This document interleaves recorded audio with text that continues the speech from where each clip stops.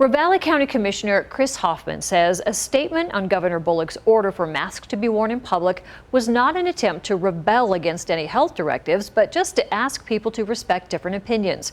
KPAX's Dennis Bragg spoke with the commissioner about last week's release and the county's effort to try and resolve growing conflicts. When Governor Steve Bullock issued his directive for people to wear masks when out in public last week, it accelerated the already raging debate over masks and the spread of COVID-19.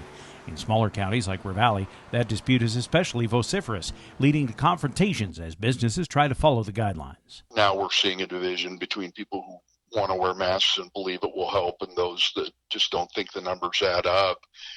And we've got a division now between people that are being called maskers and people that are being called never maskers. It seems like we can't avoid politics in any part of our daily lives anymore. And there's a lot of upset in every community, I think, across the nation. And we were trying to just remind people to respect everybody's opinion. But that joint statement from the commissioners and Sheriff Steve Holton wasn't that well received by some people.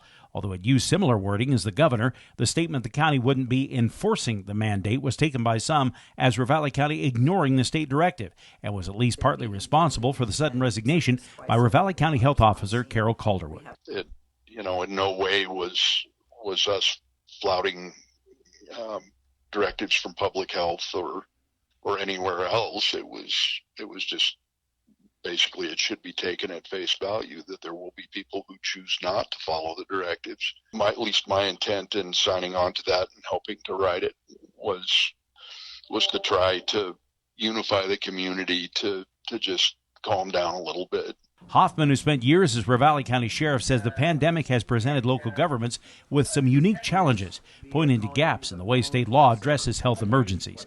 He hopes those will be addressed in future legislation. But for now, the call is for clarity and consideration.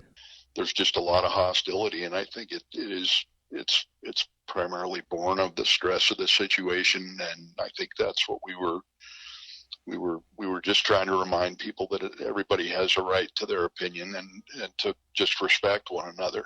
In Hamilton, Dennis Bragg, MTN News. Hoffman also says all of us should be disturbed over the conflicts we have seen around the state and the way that is impacting local businesses.